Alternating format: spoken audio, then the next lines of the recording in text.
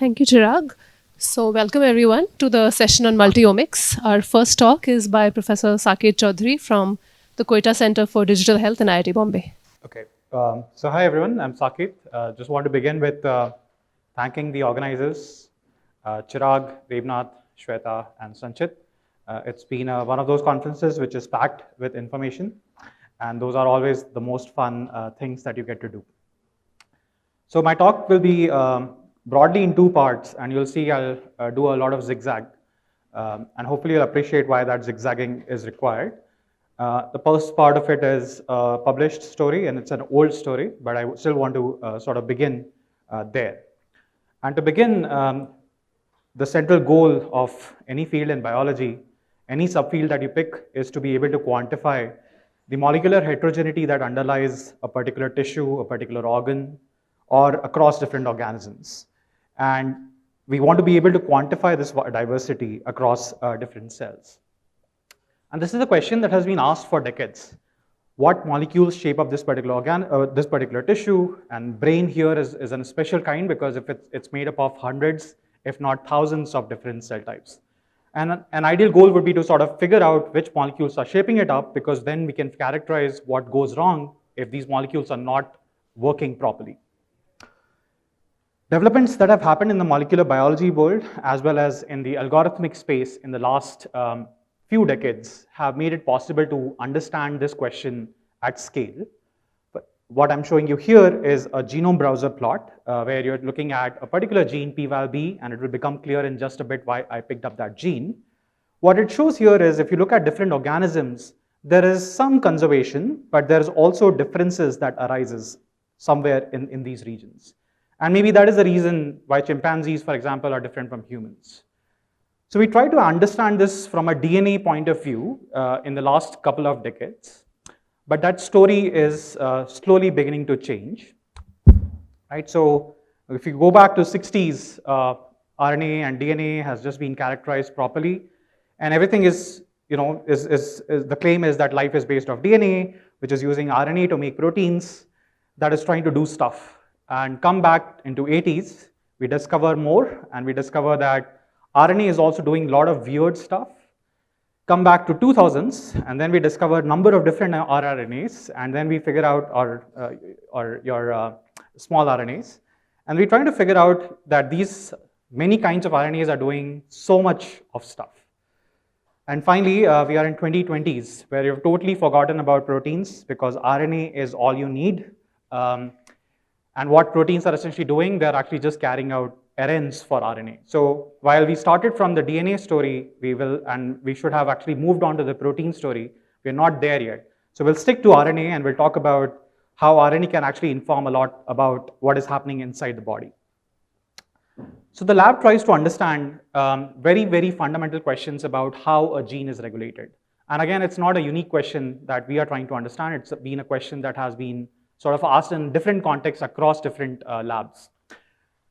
What we are trying to essentially, however, understand is if I have an organism, for example, the motor cortex in the brain, which is a region of the brain in mouse, does very similar function as what my motor cortex is doing right now, for example, which is helping me move my hand.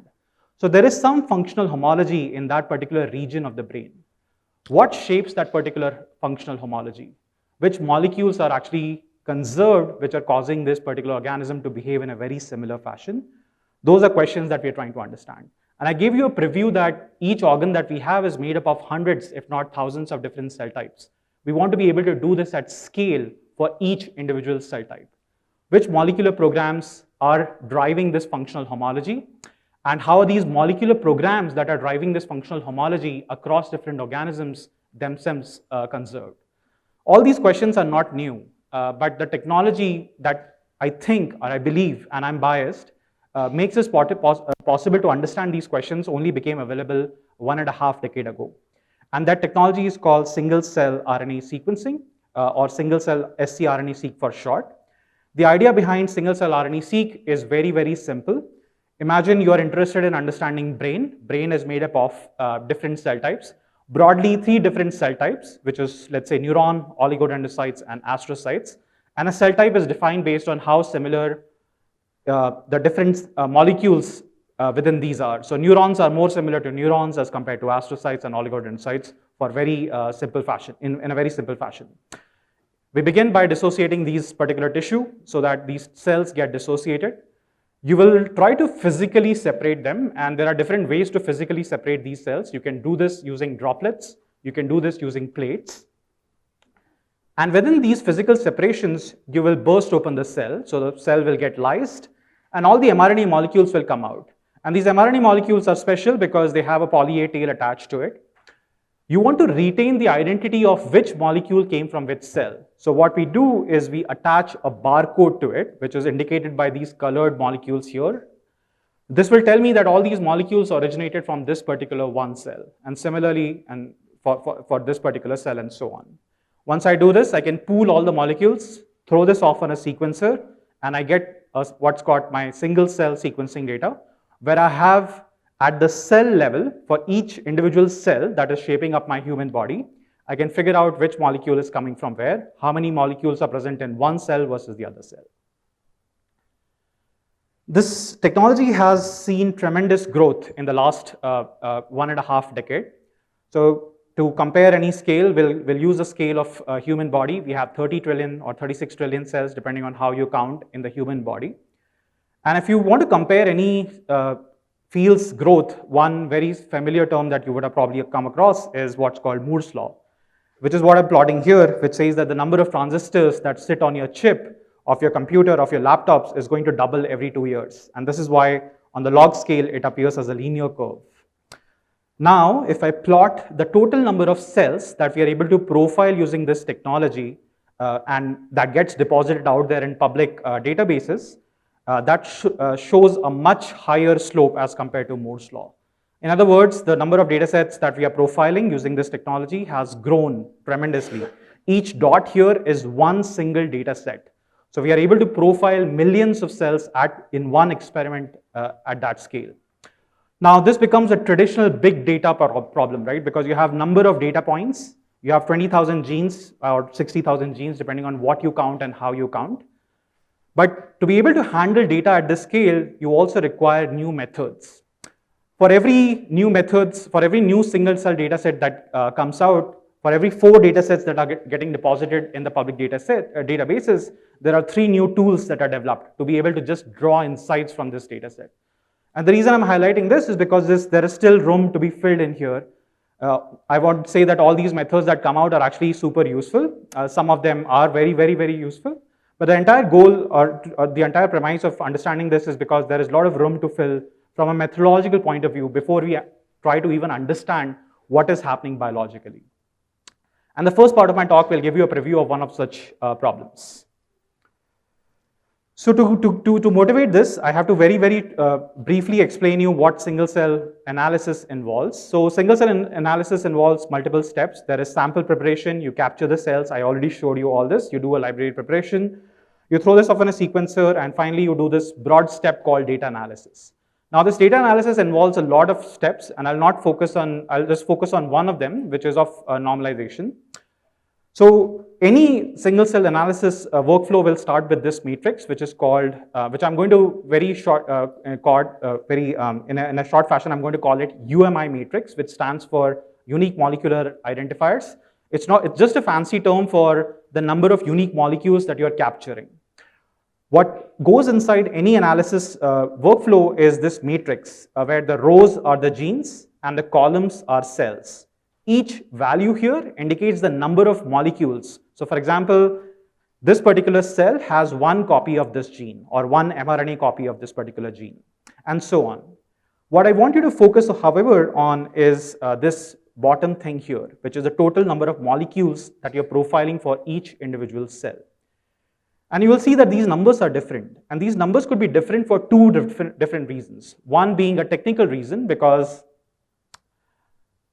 this is a sampling strategy where there is an amplification step involved. You can hit a jackpot cell where you end up sequencing lot number of molecules. But it could also be biological, because not all cells have the same size. So they have different RNA content. Before you do any biological analysis, one thing that you would like to do is separate this technical factor from this biological factor. So the reason these counts are different could be because there is technical noise in the data set because you're sampling, so you're sequencing certain cells more, which I'm going to very in a layman fashion, I'm going to call it sequencing depth. This sequencing depth could be indicative of biological differences or technical differences. In order to do real biology, you need to get rid of this effect, right? So I started my talk by talking about understanding how cells evolve, but I've totally taken a detour. And that detour is really important because before we start to do anything meaningful with this data, I need to make sure that we are actually working with biologically interesting things. So the overall goal before we start to do any biology is to get rid of the technical artifacts that come with this data. To motivate this further, I'll show you this particular figure here. On the left, you're seeing what's called a UMAP, which is for in a very small fashion, it's just a reduced dimensional representation of around 3,000 or 5,000 cells that we profiled. This is from a public data set. Each dot here is one single cell, and the color indicates expression pattern of one single gene, which is called RPL10. This is a ribosomal protein gene, which we are measuring the RNA levels of that. And for this talk, I'm going to call it an uninteresting gene. The reason it's an uninteresting gene is because it is ubiquitous. It's there everywhere.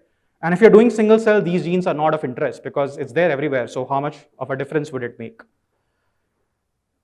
If I plot on the right, what I'm plotting is the total sequencing depth of that cell, or in other words, how many molecules are there in the cell. And on the y-axis, I'm plotting the total number of molecules for this RPL10 gene.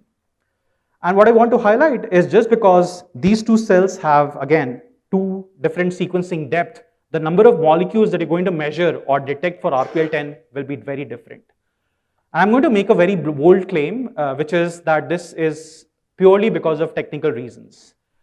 Just because this is an interesting gene, and I know for the fact that this is an interesting gene in this particular context, is because it is ubiquitous. So I actually don't care about this. So if I see these differences, it's actually primarily technical differences, just because they have been sequenced to different depth.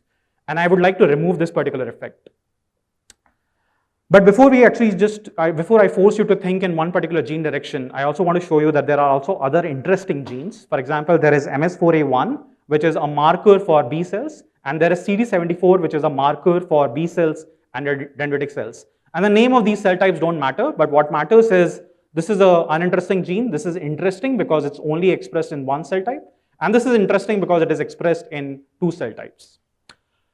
So if I plot the same plot that I showed you for RPL10 for these two genes, it appears slightly different because not a lot of cells are expressing these two genes. So they show a slightly different pattern.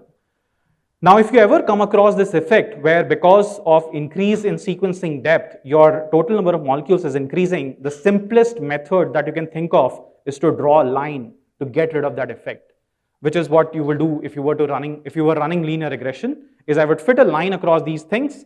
I would get rid of the effect that is happening just because I'm sequencing cells at different depths, and I would have gotten rid of technical noise that is coming from the data set. Unfortunately, that method will not work, and I will show you in just a bit why that method does not work. So in order to sort of capture that, in order to get rid of this technical, get rid of the technical artifacts that come in this single cell data sets, we developed a method called SC transform. SC transform is a regularized negative binomial regression model, which tries to model purely the technical noise in the data. So this slide is a bit of a mouthful, but what I want you to focus on is this curve here. So on the x-axis, again, I'm plotting the total sequencing depth of the cell, and on the y-axis, I'm plotting the total number of the molecules that I'm detecting for one particular gene, which is CD74, which is again an important gene. And this is the curve that I'm fitting, and I'll show you in just a bit how this curve is fit. And what I'm highlighting here is it's not a good fit. It doesn't fit the model. It doesn't fit the data that you're seeing, and that's by design. Because the goal of this model is to learn the technical noise in this data and purely the technical noise. What we are essentially doing is we are modeling each observation that we get to be, and assume it to be distributed following a negative binomial distribution. And we learn the parameters of this negative binomial distribution from the data set itself. Once we do this, we calculate what's called a Pearson residual, which is in simple fashion is just the z-score, but we are doing this in the GLM setting, so it's called a Pearson residual. And what I'm going to show you here is how these Pearson residual, how they are meaningful. So for example, this particular cell here has a high Pearson residual, which shows that it deviates from the expected model of technical noise. But there could also be these kind of cells here. Again, each dot here is one cell. So there are also observations which deviate less than what would have been expected by a model of pure technical noise. We quantify this, and this is what we use to sort of regularize a structure that exists in the data. So if this normalization actually works, right? So the goal again of the normalization is to fit the model of this technical noise. The three genes that I showed you, I should be able to sort of correct for this artifact and show you what the distribution looks like after I correct for it.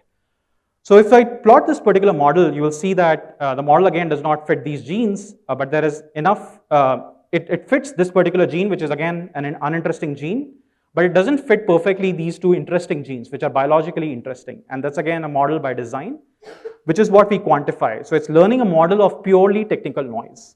If I now learn this particular model, I can then ask, what is the amount of biological heterogeneity, which is what this particular residual is quantifying. So here there is not much residual because a lot of it is just purely being explained by technical noise, whereas here all this variation that you're seeing after fitting this model is purely biological in nature. And ideally this is what you want to work with on your data.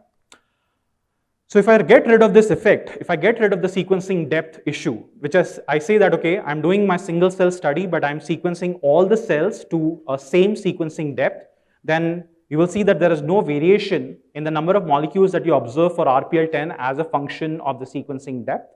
However, for MS4A1 and CD74, there is variation. That is by design because this is biological variation that the model is capturing.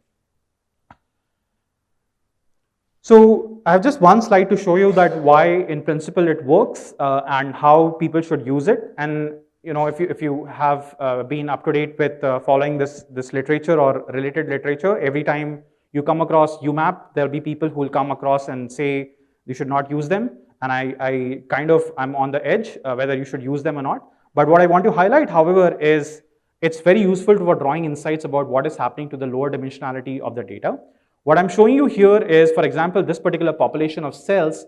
Once you do the normalization from SC transform, it stands out. We know it's true because we know the biological label for these cells. But if you do another sort of normalization, which is pretty much widely used in this field, which I didn't talk about, called log normalization, it deviates. It doesn't show that particular population to be different. So this is published. It's available as part of the CIRAT package, which is developed in Satija lab.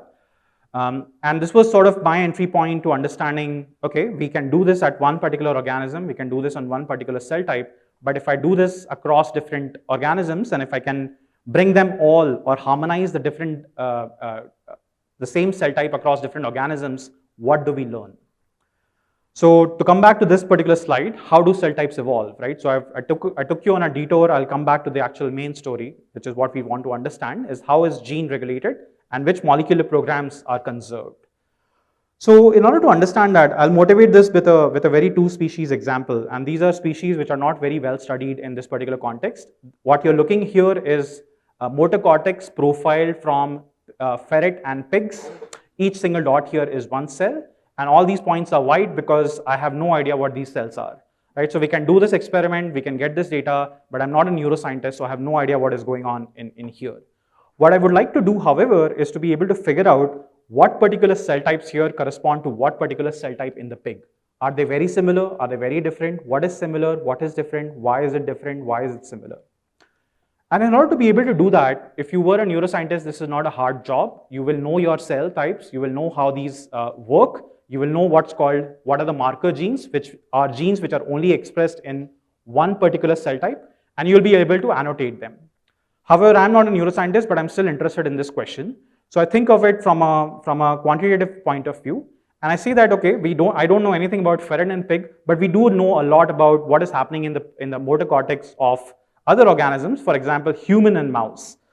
Each single dot again here is one cell, and now this is colored because we know the identity of each of these individual cells.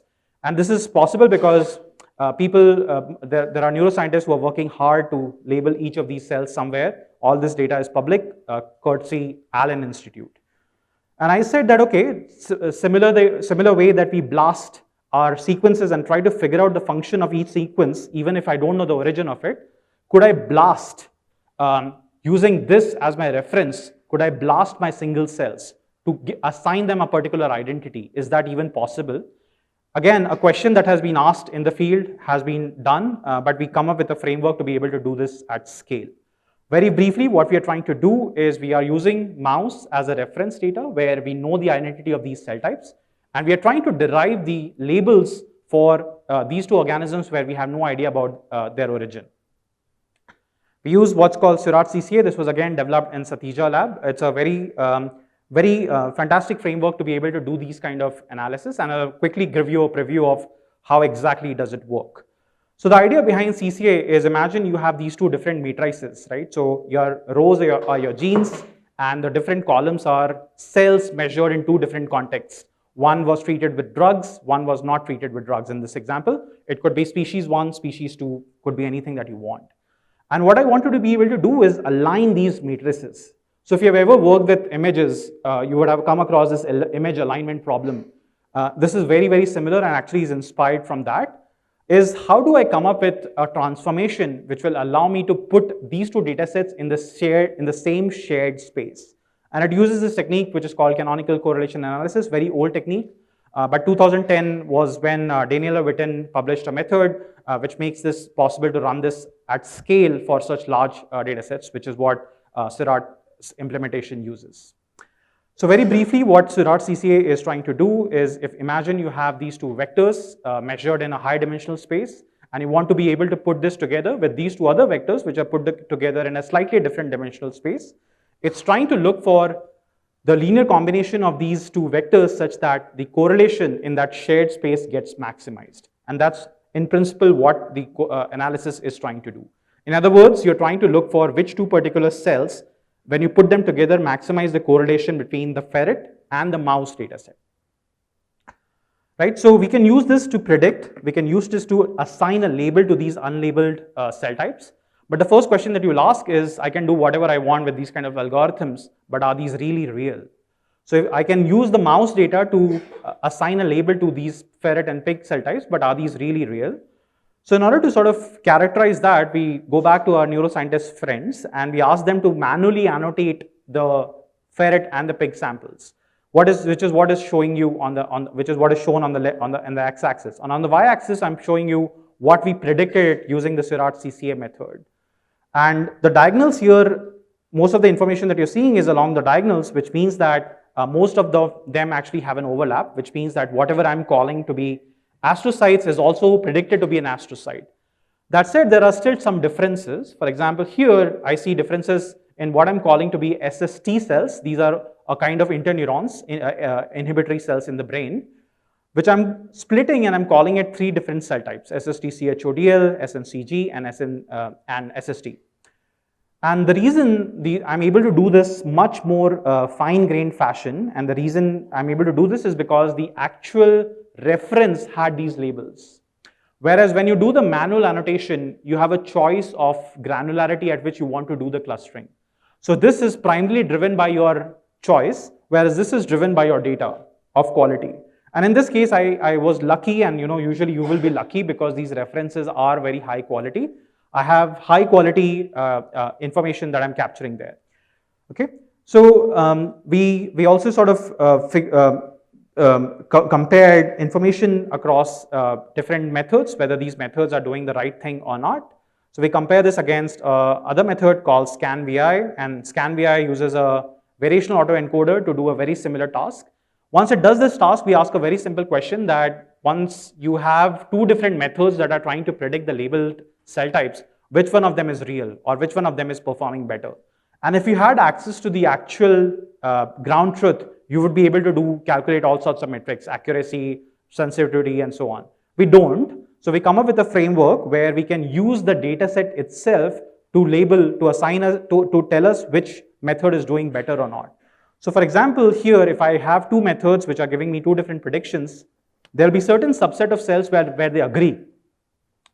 This becomes my ground truth, whereas this particular cells become my, my test set. So if these 2 predictions don't agree, I can use the features that I learned from the cells where they agree to come back and do a simple logistic classification of these cells. And once we do this in our data set, here, for example, what I'm showing you here is what came out of with our method, Seurat CCA. These two are, this is red, this is orange, the cell types don't matter. The other method is also doing very similar prediction, but there are certain subtle differences here. So here we don't match. Which one of these two methods is right? So we can use the data set itself to come back and look at which marker genes differentiate these two particular populations. And here we see that if we actually do this particular kind of classification, then this particular cells light up in this cell, which means that it is following the same, what Seurat CCA is predicting is actually the right prediction there.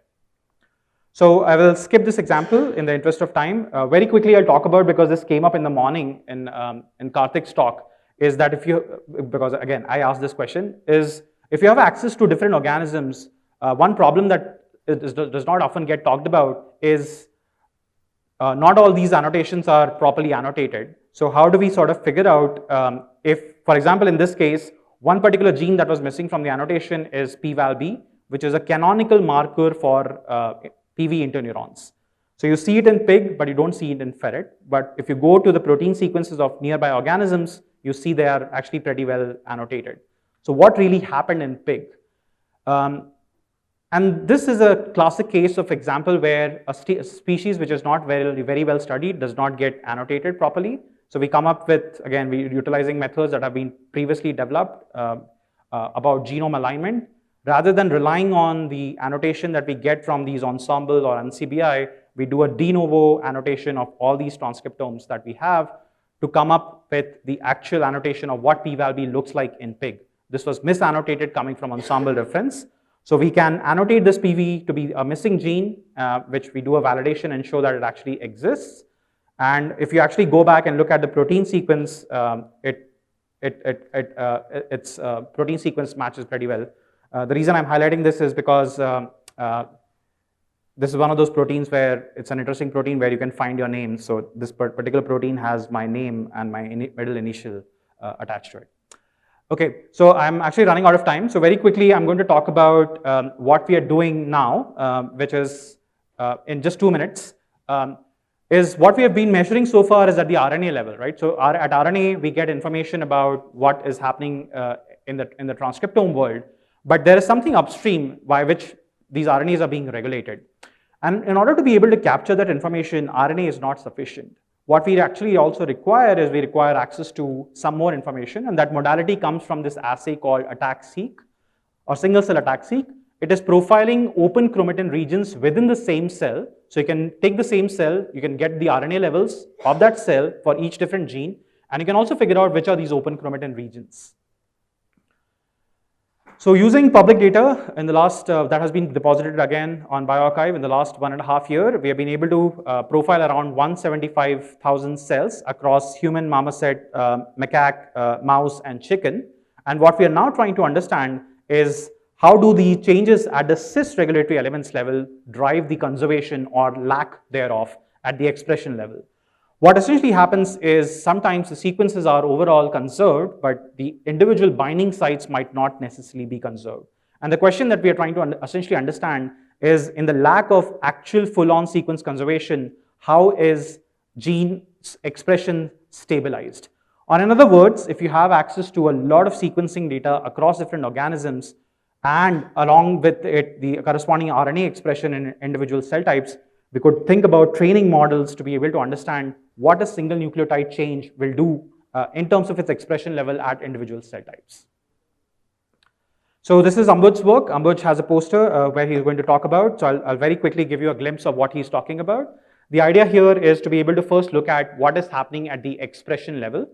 So at the expression level, we see the gene expression, if you label everything with respect to human and you use human as your anchor, as your phylogenetic distance increases, your correlation structure actually goes down. In other words, as you move along away from the phylogeny in macaque, marmoset, mouse, and chicken, the correlation that you have in individual cell types goes down.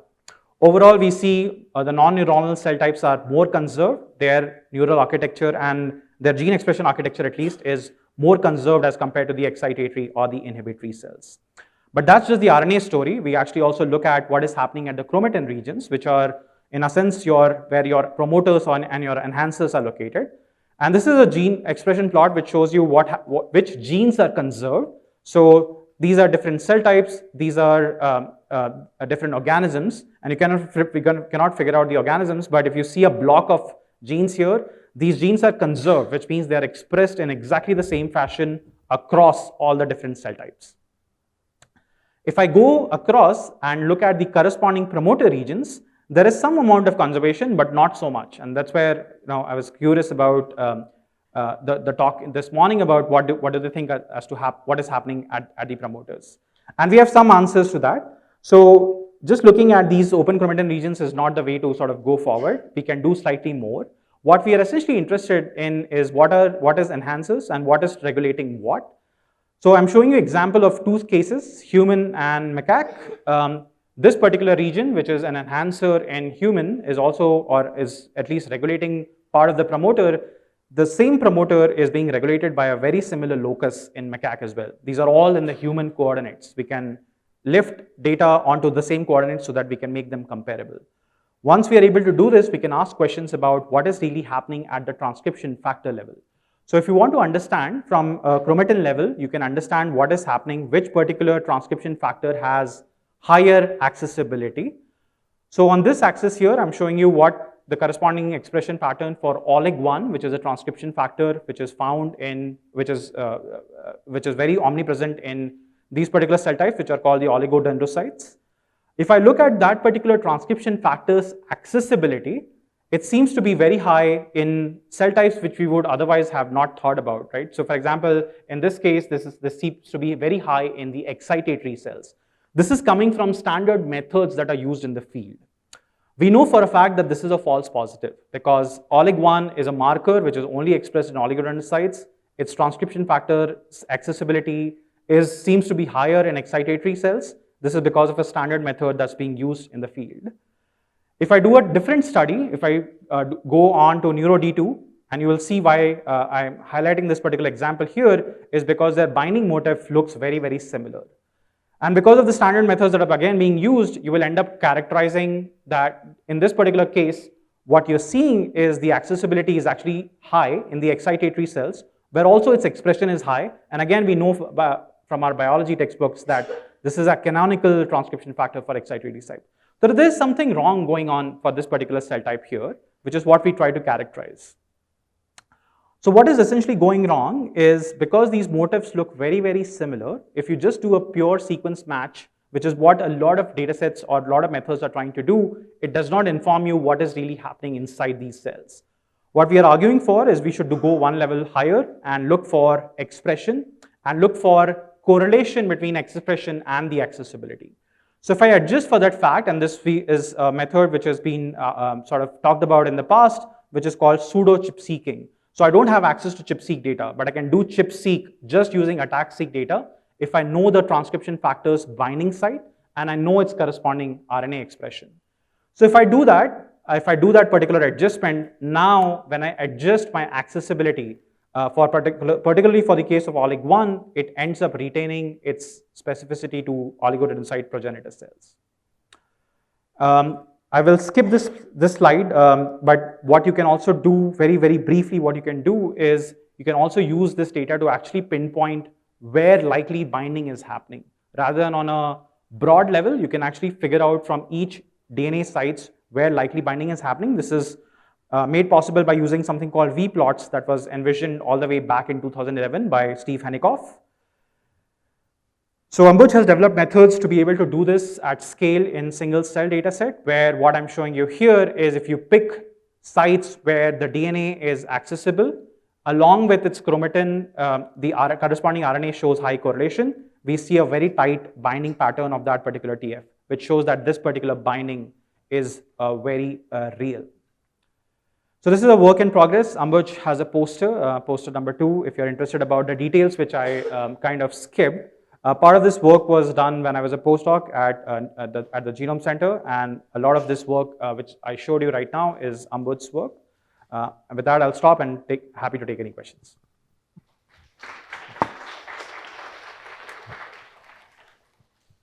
have time for a couple of questions. This one over there. Saket, very good. Couple of questions, if I may. One about your GLM. Now, theoretically, if you take some housekeeping genes and take the depth, the minimum depth across the same cell types, will downsizing work similarly at GLM? So that's a good question. The definition of housekeeping is what is sort of variable, right? So No, I mean, this considers that you know the housekeepings, for example. So if you knew the housekeeping genes, yes, you could use them as anchors to sort of figure out how much you should downsample each cell. But again, this is a factor that you learn, you will be able to only learn globally. You'll not be able to learn what we are doing at each individual cell level. Right? So we're not using any cell type information level, but we're learning the parameters from each individual cell. And that is important because there is a lot of dispersion that happens even if cells are belonging to the same cell type. So that allows us to borrow parameters, which otherwise, if in a simple downscaling scale, I don't think it will do the same job. I haven't tested that particular model, but I understand what you're saying. Okay. So the second question is more provocative, and you mentioned something about UMAP. You know the field, what they think, and particularly spearheaded by Lear. Yeah.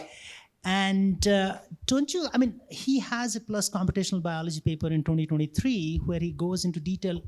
The point is extreme dimensionality reduction and excessive uses of heuristics over limited reduction and targeted dimensionality point should be taken into consideration. So when you say that you are at the edge of UMAP, I wonder why. So I will tell you what the edge is. The edge is conditional on what you're using the UMAP for, right? So in this case, my UMAP is not being used for any inference. It's purely for data visualization. All the inference that happens is actually at the molecular level, which is what we show these heat maps for, right? So starting from the cell types to how granular these cell types are, everything is being done at the molecular level. Nobody in the field that I know, and if they know what they're doing, will use UMAP for drawing any biological insights, right? Like, because at the end of the day, it is biology. It should show up in the molecules that you have. So at least the people I know and most people I know don't use it for that kind of purpose, and that's why I'm on edge. But if you're using, I know also people who try to come from other fields and then think that UMAP is the panacea for everything. That it is not. You cannot use it for clustering, right? So there are also methods in the field which use UMAP coordinates for clustering, and I personally feel that's the wrong way because it is not mathematically that's not the sound way to do it, and that's why that edge particular parameter comes. But most of the people who have been in this field, we don't use UMAPs for any inference that we draw from, right? And the paper that you're talking about actually kind of highlights that we use it for that, but most people I know don't actually use it for any biological conclusion. That comes back at the molecular level. Thank you. One more question.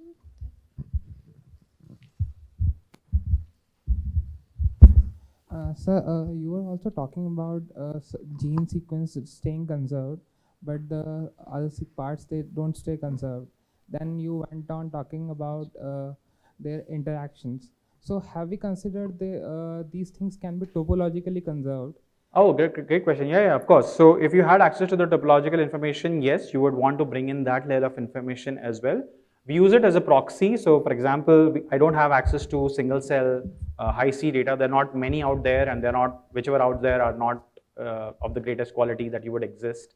So if you had access to that topological information, yes, you would bring that information in.